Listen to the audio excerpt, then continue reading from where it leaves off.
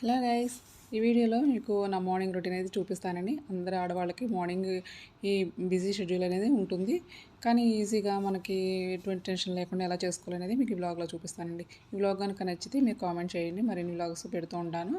అలాగే మంచి మంచి రెసిపీస్ కూడా మన వీడియోలో పెడతానండి. చట్నీ కోసం అయితే ఇలా వేరుశనగ పప్పులు వేయించుకుంటున్నాను, ఆయిల్ లేకుండా.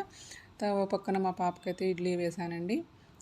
ఇడ్లీ మాకైతే మేము దోశలు వేసుకుందాం అనుకుంటున్నాను, నాకు మా వారికి. అలాగే చట్నీ కోసం పక్కన పచ్చిమిర్చి వేయించుతున్నాను, కొంచెం ఆయిల్ వేసి పచ్చిమిర్చి అయితే వేయించుకుంటున్నాను. లెమన్ వాటర్ తాగడానికైతే ఒక గ్లాస్లో హాట్ వాటర్లో లెమన్ వేసుకొని ఒక స్పూన్ నెయ్యి వేసి అయితే పక్కన పెట్టాను, అవి తాగాలి నేను. తర్వాత చట్నీ కోసం పచ్చిమిర్చి వేయించుకొని దానిలో పచ్చి కొబ్బరి, కొంచెం చింతపండు, ఉప్పు, ఈ వేరుశనగ పప్పులు అన్నీ కూడా వేసుకొని చక్కగా మెత్తగా గ్రైండ్ చేసుకోవాలి. చూడండి, ఈ విధంగా గ్రైండ్ చేసుకుని దానిలో అయితే పోపు పెట్టేశాను. ఓ పక్కన పాలైతే పెట్టానండి మా పాప తాగడానికి, మా కాఫీ కోసం. ఇద్దరు, మా వారు నేనైతే ముందుగా నార్మల్ వాటర్ 2 గ్లాసులు తాగేసి తర్వాత లెమన్ వాటర్ అయితే తాగుతాను. ఫిల్టర్ కాఫీ డికాషన్ కోసం నీళ్ళైతే పెట్టుకున్నానండి.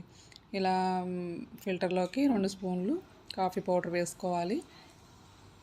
మీకు 2 కప్స్ కావాలా 4 కప్స్ కావాలా అనేది చూసుకుని వేసుకోండి. నేను 2 కప్స్కి అయితే వేస్తున్నాను.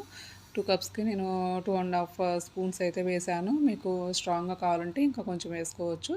దీనిలోకి ఇలా కాఫీ పౌడర్ వేసేసి దాని లోపలికి ఇలా ప్లేట్ పెట్టేసుకోవాలి. తర్వాత దీనిలోకి మనం మరిగించుకున్న హాట్ వాటర్ని అయితే వేసుకోవాలండి. బాగా హాట్గా మరిగిన వాటర్ని మాత్రమే వేసుకుంటేనే మనకు డికాషన్ అనేది చక్కగా దిగుతుంది. మొత్తం కాఫీ పౌడర్లో ఉన్న అంతా కూడా మనకి దిగుతుందండి. లేకపోతే మనం చల్లగా ఉన్నాయి పోస్తే అంత బాగా దిగు. చూడండి, ఇలా పొగలు వచ్చాయి పోయాలి. పక్కనైతే నేను కర్రీ కోసం ఎగ్స్ బాయిల్ చేసి పెట్టుకున్నాను. ఎగ్ కర్రీ చేద్దాం అనుకుంటున్నానండి. ఇలా అన్నీ కూడా మన ప్లాన్ ప్రకారం చేసి చూసుకుంటే చక్కగా ఫాస్ట్గా ఎటువంటి టెన్షన్ లేకుండా మనం చేసుకోవచ్చు. కర్రీ కోసం ఆనియన్స్, పచ్చిమిర్చి అయితే కోసి పెట్టేశాను. ఇప్పుడు ఇలా బండిలోకి ఆయిల్ వేసుకుని దానిలో కట్ చేసుకున్న పచ్చిమిర్చి అలాగే ఉల్లిపాయలు కూడా వేసేసుకోవాలి. దీనిలో మనం ఎటువంటి తాలింపు వేయక్కర్లేదండి. కోడిగుడ్డు టమాటా కూర అయితే వండుతున్నాను నేను. చూడండి, మన ఎగ్స్ ఉడకబెట్టుకున్నాం కదా, పొట్టు తీసేసి దాన్ని కొంచెం ఘాట్లు పెట్టుకొని ఈ ఉల్లిపాయలు వేగుతున్నప్పుడే ఇవి కూడా వేసేస్తే మనకు ఆ ఫ్లేవర్ అనేది కర్రీకి చాలా బాగుంటుంది. ఎగ్స్ కూడా కొంచెం వేగుతాయి అన్నమాట ఆయిల్లో. తర్వాత కట్ చేసి పెట్టుకున్న టమాటా ముక్కలను అయితే వేసుకోవాలి.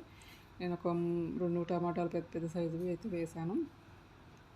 ఇవన్నీ కూడా చక్కగా ఇలా వేయించుకోండి, మగ్గిపోయే వరకు బాగా చక్కగా మూత పెట్టుకోండి. నేనైతే పక్కన కాఫీ అయితే కలిపేసుకున్నాను. కర్రీలోకి కొంచెం అల్లం వెల్లుల్లి పేస్ట్ నూరుకుని పెట్టాను. ఫ్రెష్గా అల్లం నూరుకుని వేసుకుంటే కర్రీ చాలా బాగుంటుంది. వేసేసుకుని పచ్చివాసన పోయే వరకు కూడా వేయించుకుని దానిలోకి తగినంత ఉప్పు, కారం, పసుపు అన్నీ వేసుకుని చక్కగా వేయించుకోవాలి. టమాటాలన్నీ కూడా పూర్తిగా మగ్గిపోయే వరకు మగ్గించుకోవాలి. దానిలోకి కొంచెం పచ్చి కొబ్బరి వేసుకుంటే బాగుంటుందండి. పచ్చి కొబ్బరి అయితే నేను గ్రైండ్ చేసుకుని డీప్లో పెట్టుకుంటాను.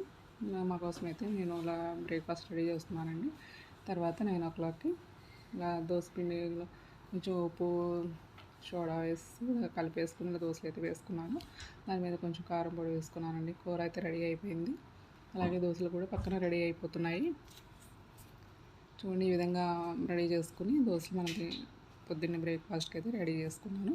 చూడండి, దానిలాగా పల్లీ చట్నీ, కారపొడి వేసుకొని మధ్యలో కొంచెం ప్రోటీన్ పౌడర్ అయితే ఒక దోశకు వేసాను. చాలా టేస్టీగా ఎమ్మీగా ఉన్న దోశలు అయితే రెడీ అయినాయి. మీకు నచ్చితే సబ్స్క్రైబ్. Thanks for watching.